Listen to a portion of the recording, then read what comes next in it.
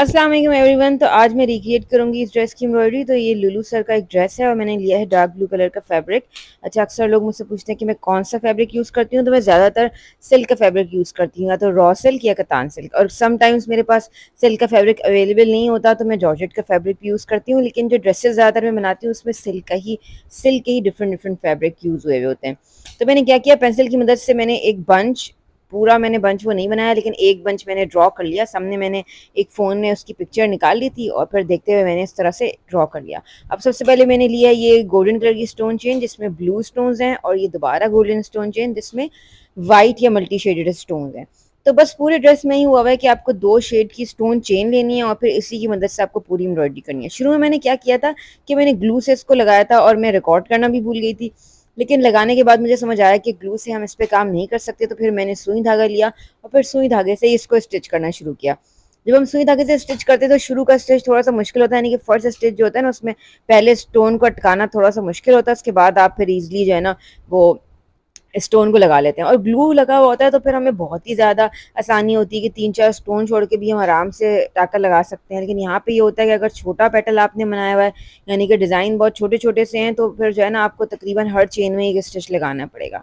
अच्छा, तो ग्लू के साथ कुछ ये हुआ जो मुझे समझ आया कि मैंने अभी ऑब्ज़र्व किया कि जब हम लाइट फैब्रिक में ग्लू से काम करते हैं ना, मतलब लाइट शेड होता है कलर, तो फिर उसमें जो है ना ग्लू विज़िबल नहीं होता। अगर कहीं-कहीं पे दिख भी रहा होता है तो इतना समझ नहीं आ रहा होता। लेकिन डार्क शेड पे जब मैंने ब्लू से काम किया तो ब्लू दिख भी रहा था और बहुत गंदा भी लग रहा था और अजीब मेसी सा लग रहा था। एक चीज़ मुझे और समझ आई कि सबसे अच्छा ग्लू में काम जो है ना वो सी थ्रू फैब्रिक में होता है, कि आपके पास जो है ना ऑर्गेन्जा हो, नेट हो या शिफॉन हो, इस तरह के फैब्रिक में बहुत अच्छे से ग्लू से काम होता है, बिल्कुल विजिबल नहीं होता। लेकिन ख़ास तौर पे डार्क शेड्स पे जो है ना, डार्क शेड्स पे और थिक कपड़ों पे यानी गफ़ कपड़ों पे जो है ना वो ग्लू विजिबल था। तो यहाँ पर आप ये गलती ना करें वरना पूरा सूट बर्बाद हो जाएगा और गंदा डिज़ाइन बनाने का तो फिर कोई फ़ायदा नहीं है।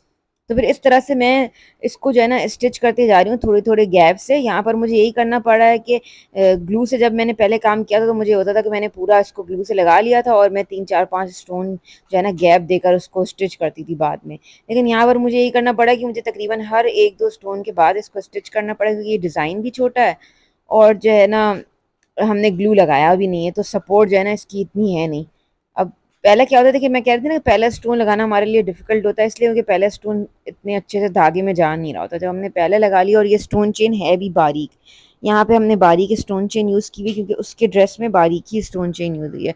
वरना स्टोन चेन जो है ना और भी साइज़ेज़ में आती हैं, तो आपकी मर्ज़ी है कि आप किस साइज़ का स्टोन जो है ना वो यूज़ करें चेन। तो यहाँ पर मैंने बनाया, इसके ऊपर भी कुछ पेटल्स थे जो मैं बनाऊँगी ऑफ द कैमरा, काफ़ी इसको अभी कंप्लीट करके आपको दिखाती हूँ। तो ऑफ द कैमरा मैंने इतना सारा इसको बना लिया है। इस ड्रेस में और कुछ नहीं है, बस यही है, 2 तरह की स्टोन चेन है और बस उसी से एम्ब्रॉयडरी करनी है, और इसके अलावा इसमें कोई मटेरियल यूज़ नहीं हुआ हुआ।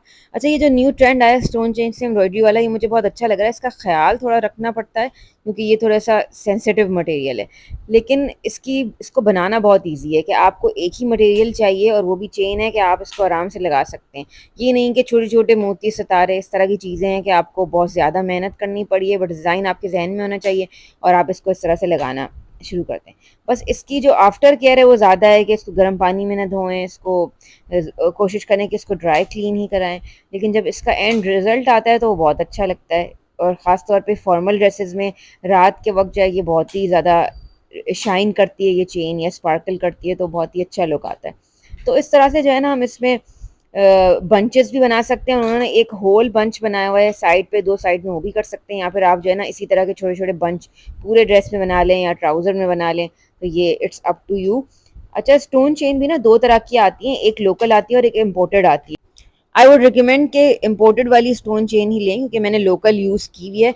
वो लोकल चेन में ये होता है कि वो काली हो जाती है, कुछ टाइम बाद उसकी बेस जो है ना काली हो जाती है। वो पानी नहीं भी लगे तो भी काली हो जाती है। अगर आपने उसको थोड़ा खुला छोड़ दिया, कपड़े को बहुत ध्यान से कवर-ववर करके नहीं रखा और उसमें इवन हवा भी लग जाए, तो वो काली हो जाती है। तो फिर वो पूरा आपकी जो मेहनत भी बर्बाद हो जाएगी और पूरा ड्रेस भी बर्बाद हो जाएगा जितना आपने काम किया होगा। तो इसलिए बेहतर है कि मटेरियल हमेशा अच्छा खरीदें, ताकि जो है ना चीज़ें ख़राब ना हो। और ये जो मैंने पेंसिल से मार्क लगाया ना, ये वक़्त के साथ खुद भी फेड हो जाता है, लेकिन मेरे पास इस वक़्त टाइम नहीं था, वरना इसको गीले कपड़े से हल्का-सा रब करते हैं तो ये साफ़ हो जाता है। ये रेगुलर वाइट कलर पेंसिल है जो मैं यूज़ करती हूँ। अच्छा, अब मैंने ना इसको देखिए थोड़ा-सा फ्लैश लाइट ऑन करके और अपने कैमरा को डार्क मोड पे ले जाकर इसकी वीडियो बनाई है, तो ये और ही ज़्यादा अच्छा लग रहा है। अगर आपको वीडियो अच्छी लगी है तो please subscribe to my channel. Thank you.